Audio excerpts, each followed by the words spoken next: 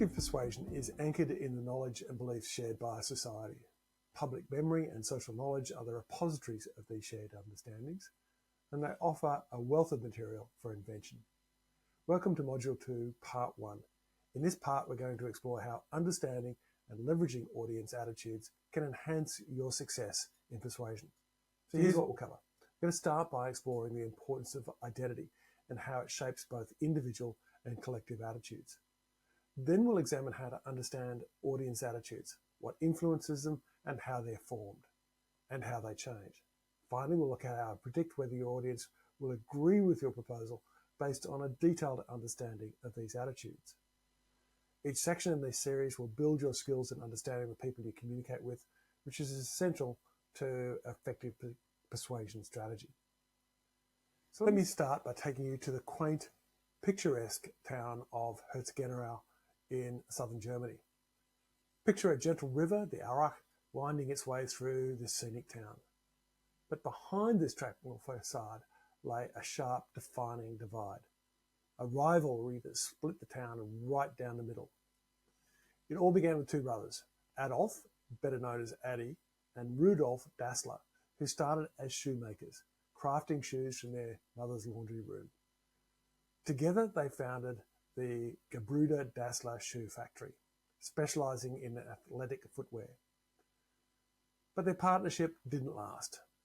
The exact reason for their fallout is uncertain, but one pivotal moment stands out.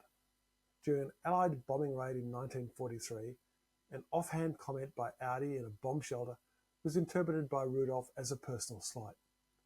This incident triggered an irreparable rift, and by 1948, the bond between the brothers was shattered.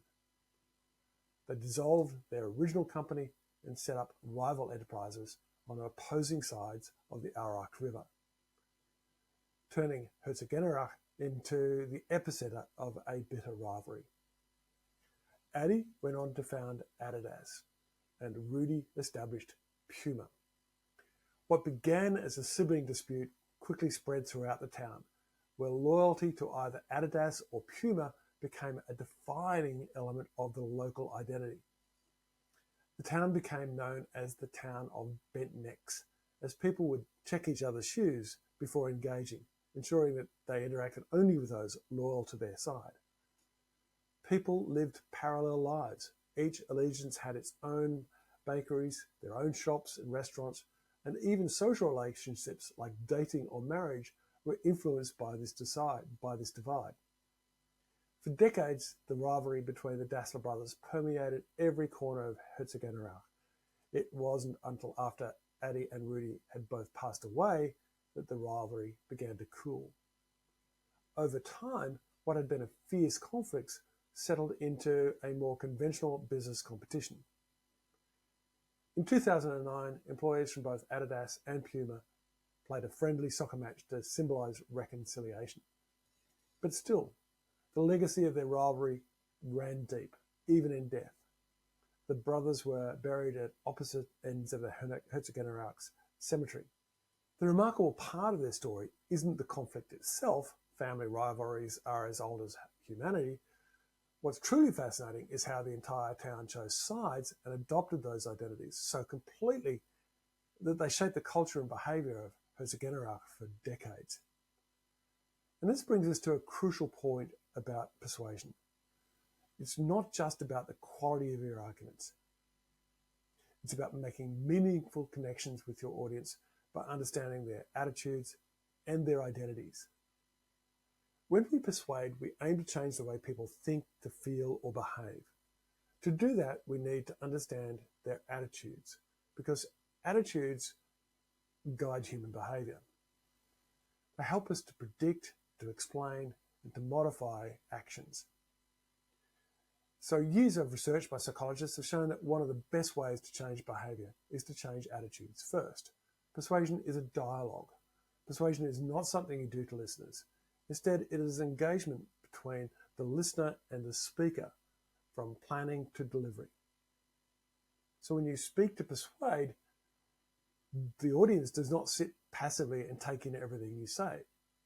Instead, they engage in a mental give and take with you.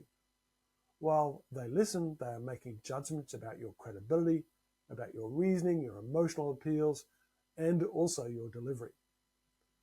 They may fully agree with you on one point, but totally disagree with you on another. So persuasion is not coercive. Persuasion gets the listener to actively evaluate your arguments and come to the view that it is in my best interest to say yes. Persuasive messages attempt to influence how receivers choose or decide which information to process. Persuasion takes time. Its impact is gradual and it's incremental. In this video, we're going to discuss why being audience-centered is crucial for persuasive communication.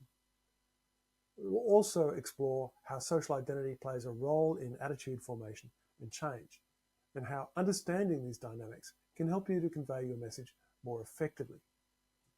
Attitudes don't form in isolation. They develop within the context of the groups that we belong to, whether that's a work team, an organization, or even a social movement. Your audience is made up of social beings, each with shared identities, values, and goals. When someone expresses an attitude, it gives insight into their identity. For example, someone who strongly supports environmental sustainability might be seen as part of a group that values corporate responsibility and ecological preservation. These markers help simplify social interactions by reducing uncertainty. When social identity is important, group members share norms, values, and goals. They expect agreement, they work collaboratively together, and are motivated to advance the group's interests. This means that in a corporate setting, employees' attitudes often reflect broader group memberships, whether based on professional roles, their organizational culture, or personal values. Leaders and persuaders who understand these dynamics can craft messages that resonate deeply with their audiences by aligning with their social identities. The role of social identity in attitude formation and change is quite complex, but let's talk about how it might work. People derive part of their sense of self from the groups they belong to. We categorize ourselves and others into groups, and this categorization shapes our attitudes. For example, in a company that values innovation, employees may develop positive attitudes towards risk-taking and creativity because these behaviors align with the company's identity. It's what's known as its prototype. Now, this prototype acts for individuals as a cognitive guide, shaping how you think and behave to fit with their group. Persuasion, therefore, is deeply influenced by the group's identities of both the speaker and the audience. Individuals are motivated to align with the group's norms and behaviors that reinforce their social identity. In cross-cultural contexts, this means that persuasive efforts must take into account not only the cultural background, but also the social groups to which the audience belongs, including professional, national, ethnic, and organizational identities. Effective persuasion occurs then when the speaker is able to position their message in a way that resonates with the prototypical values and the behaviors of the audience's in-group. So by identifying and appealing to these group prototypes, these behaviors, attitudes, and characteristics that are seen as most representative of the group, by working with these, the speaker can gain credibility and foster a sense of shared identity. Now, we know that the Western tradition of Aristotelian persuasion emphasized directness, structure, and logic to influence rational decision-making, whereas Eastern persuasion emphasizes context, relational harmony, and indirect influence to guide listeners toward self-realization. For example, consider a situation where a multinational company like J&J is trying to introduce a new sustainability initiative across its global offices. In the US office, employees might identify strongly with a prototype of individualistic, task-focused professional identity, where logic and data-driven arguments resonate strongly. However, in the Japanese office, employees may identify more and align with a collectivist identity, valuing harmony and group cohesion. To persuade the Japanese team, the speaker could emphasize how the initiative reflects the company's commitment to group harmony and to collective responsibility, aligning the message with the in-group prototype of the audience. So by understanding and appealing to the social identities and prototypes of each cultural group, a speaker can create a more compelling and culturally adaptive persuasive message, ensuring that the initiative is embraced across different contexts. Research tells us that messages coming from an in-group source, someone perceived to share the same values as the audience.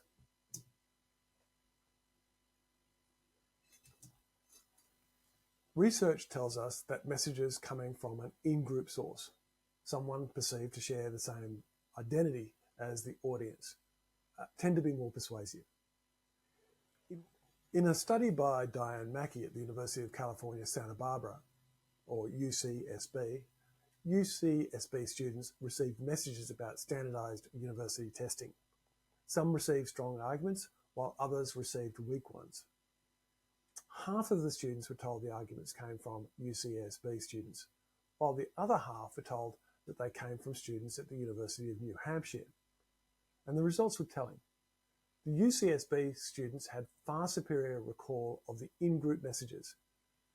It wasn't that they listened to the arguments and decided whether to agree. They dismissed the out-group message before even engaging with it. So this demonstrates how in-group messages are more persuasive because they activate group-relevant knowledge and motivations, making them more likely to lead to long-term attitude change. So, messages from sources that share our group identity or our social identity, or known as in-group sources, are seen as more trustworthy and relevant. This means that as communicators, we should aim to align ourselves with our audience's social identity. When employees or customers see their social identity reflected in the message, they're more likely to embrace it. Okay, but what if you're in the minority? While majorities often set group norms, dissident minorities can also drive change, especially if their message aligns with the group's broader identity. For example, you may be in public affairs within Japan and you're talking to an audience that is a group from the US, a group of executives from the US.